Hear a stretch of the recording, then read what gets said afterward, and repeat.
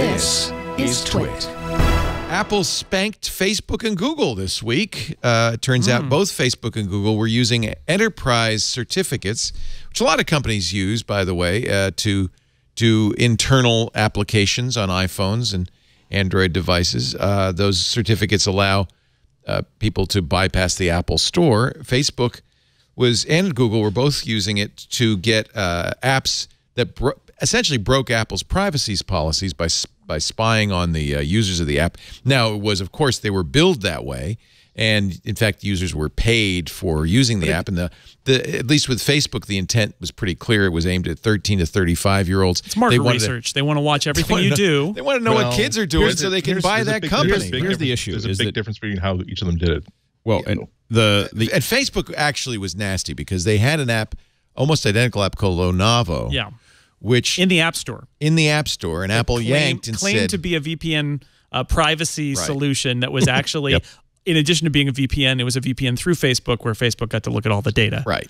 Yep. And Apple spanked them at that time and pulled it off the App Store, and Facebook said, "Oh, we'll never do that again." Then it turns out that this new Facebook app was basically the same code. Yes. Rebranded, and so that's why I think Apple took this a little bit farther. Well, and the enterprise certificate, the thing you need to know about it is that it is, as you said, the goal is you use it for your internal, your employees. And what both of these companies did, and the Google and Facebook stories are indeed different, but both of them were using it as a method to distribute apps to people who are outside their company. Facebook still distributes its app in the Google Store, by the way. It's still there. Sure. So that was in violation of Apple's terms, which is, the only way you get to bypass the App Store is if you agree it's only for your employees, and they didn't do that. And in addition, they were using this to get around an App Store rejection, and that was when Apple turned off the certificate, which had a big impact. Nobody at Facebook knew it was for lunch. And they couldn't call their bus. They couldn't. The Google people couldn't get the bus. So there were apps that stopped working.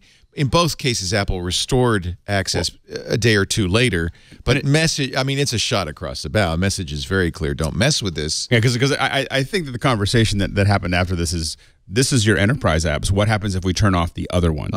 You know, like let's be clear. Like, don't do the and I think that the problem is number one is that by giving them all that data, is that all their friends, all the it's not just their data. When you touch somebody and you give away all the communication that they're having, you're giving away the communication that they're having with their friends, and their friends did not agree to that. And I do want to point out, though, this happens every single time you say, yes, download my contacts list. Yes. We were just talking about this on iOS today, the TikTok. First thing, you can't really even add people on TikTok until you give them your contacts, at which point you are giving up your friends. Yeah. And I go in, and if I'm going to use a Facebook login, which I don't use anymore, but I would always go in and turn it off. And if it wouldn't let me go in because I was turning off friends, I was like, I'm not going to play anymore. I don't want to play. Well, also the other thing is that most people are thinking mostly about how, okay, well, Facebook is using this to scrape more information about individuals for advertising profiles. But we forget that it's not just that, but in Facebook's case, it's the ability to see all the other apps on the user's phone and how much time they're spending on each one of them. When the previous iteration of this app is one of the reasons why Facebook decided to buy WhatsApp, because they were able to see through this app that, my God, people are using this thing called WhatsApp that we've never heard of instead of the Facebook Messenger. This is good. We should buy out this company while we still can. And they're also doing. It's not an accident that 5% of the users of this bad app, not Onavo, but the subsequent bad app, were teenagers.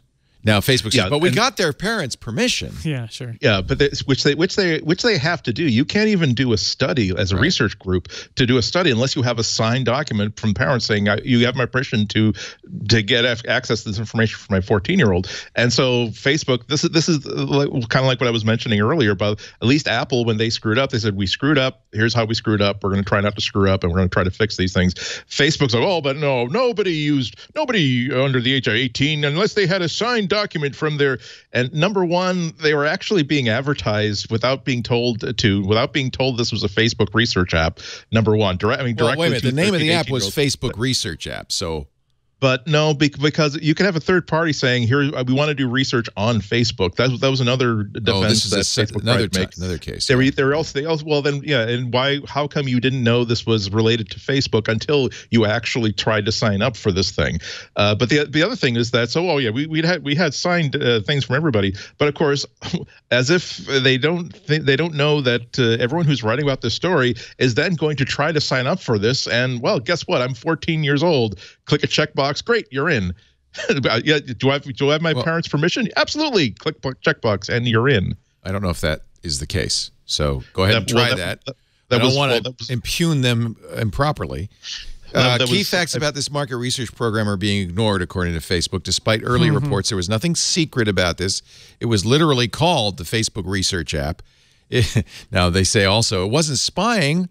All the people who signed up to participate went through a clear onboard process asking for their permission and were paid to participate, $20 a month in gift cards. Finally, less than 5% of the people who chose to participate were teens, all of them with signed, I don't know what that means, parental consent. How'd you like to have the job of writing the apology/explanation blog posts at I think Facebook? It's a whole department. It's a growth industry at Facebook. I think it's a growing department. I think, so when this story broke, I heard from a lot of people who were very cynical about what Apple's response would be. And they said, because and I know a lot of, here's my question. I know a lot of App Store developers. Could Apple have spanked them a little less hard, or did they I think Apple, I don't know the details. My guess is they probably could have just shut down this one app, and they did a little bit more. And I think Apple is trying to put a little daylight between bad actors within Facebook and the rest of the Facebook employees. And we've seen this where employees of some of these companies, Google included, but especially Facebook, have morale is down a little bit because of things that their company has done. It's certainly the case with Facebook.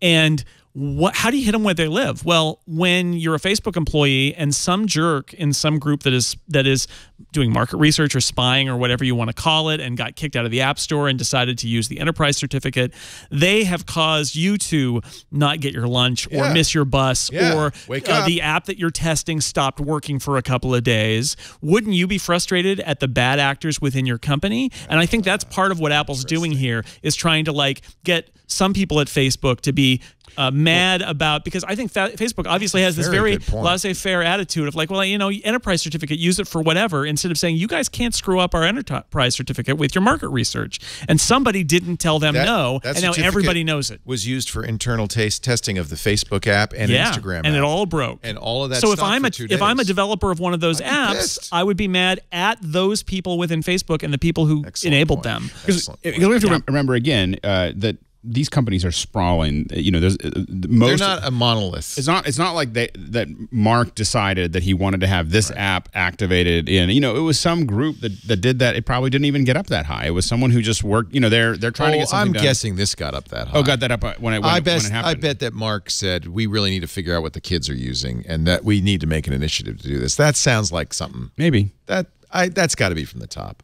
Maybe. Not for it doesn't matter. The market research is not. It's not a stupid thing to do. Although it's a Weasley way to do it with the VPN and saying think that it's that Weasley. Navo was Weasley because it didn't say it's a Facebook research app. But this isn't Weasley. This is very upfront. We want to know what you're up to. If you want $20 a month, it's just that on iOS they couldn't do it without violating Apple's terms, and they decided they didn't care.